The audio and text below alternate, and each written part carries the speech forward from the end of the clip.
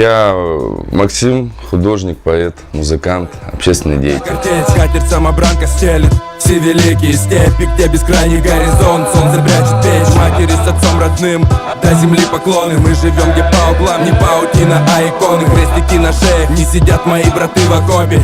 Вольные станицы на непокоренном доне. Эти картины, мое общение с миром. Вот, мои мысли, мое общение через такой язык. Через язык живописи, через язык музыки, через язык поэзии.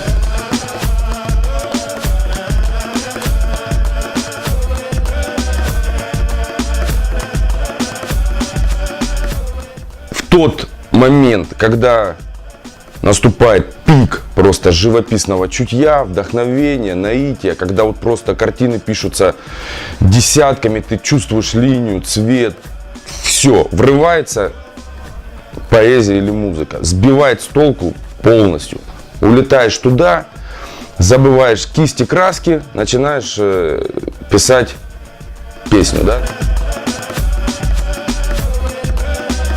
Есть о чем говорить. И все. То есть делаем это не ради денег, не ради славы, а делаем для того, чтобы люди познакомились с нашим народом, с нашими традициями, с нашей жизнью. Ну вот получилось вот через призму хип-хопа. Только, как бы и смешно, и не смешно, но вот так вот оно вышло. Моя, как где не скажем. О, да, наше место под солнцем, тени вода. Наполняемся умением, текут года.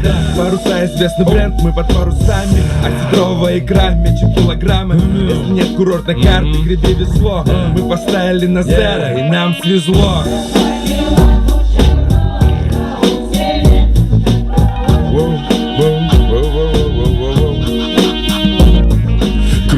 Край, милый край, где бы ни был, брат, а ты его не забывай, помнишь штормы. Эй, бойни, эй, первый поцелуй с красоткой. Край, милый край, где бы ни был, брат, а ты его не забывай, помнишь штормы. Эй, бойни, эй, первый поцелуй с красоткой. Вы, казачки, казачки, военные люди, никто вас не любит, военные люди, никто вас не любит, полюбила казачка, варшавочка, варяг. Одно другому не мешает и скорее даже дополняет. Я, например, через казачьи речитативы пришел наоборот к традиционной песне. То есть наоборот сыграла все совершенно. И то есть путь один.